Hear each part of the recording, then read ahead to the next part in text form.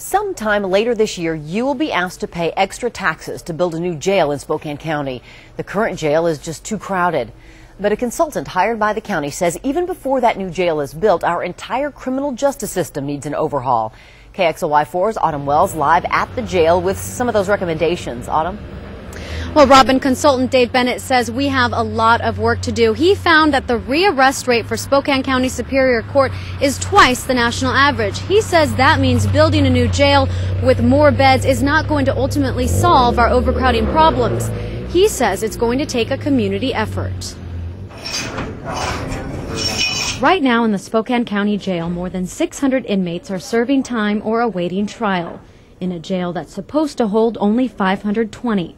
To keep those numbers down, consultant David Bennett recommends a major overhaul of the county's criminal justice system.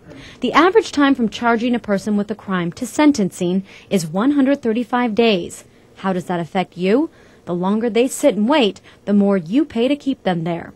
Bennett recommends the county starts by speeding up the wheels of justice, so that they know that this particular action resulted in this consequence and have that to occur within a matter of days or weeks, not months and in some cases years. This action would have a ripple effect because the sooner one case is resolved, the sooner they can move on to the next. Another problem?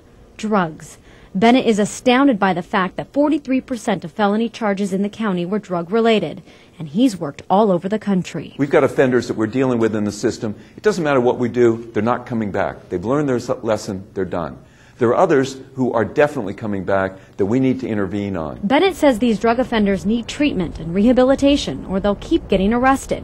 He recommends basic in-custody treatment programs for the new jail and Geiger Correctional Facility. He also wants to see Geiger shift back to what it was originally intended for, to move inmates out on work release. Let's send them home. Have them come in and go out to work each morning and live at home at night. Let's not punish the community further by having to pay for and staff a jail bed. So the question now is how much is all of this going to cost?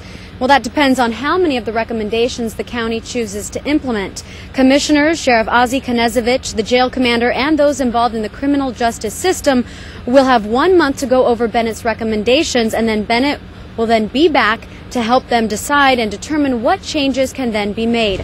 Now, to find out more about Bennett's recommendations, log on to our website, KXLY.com. We've got a link set up for you. Reporting live, I'm Autumn Wells, KXLY4.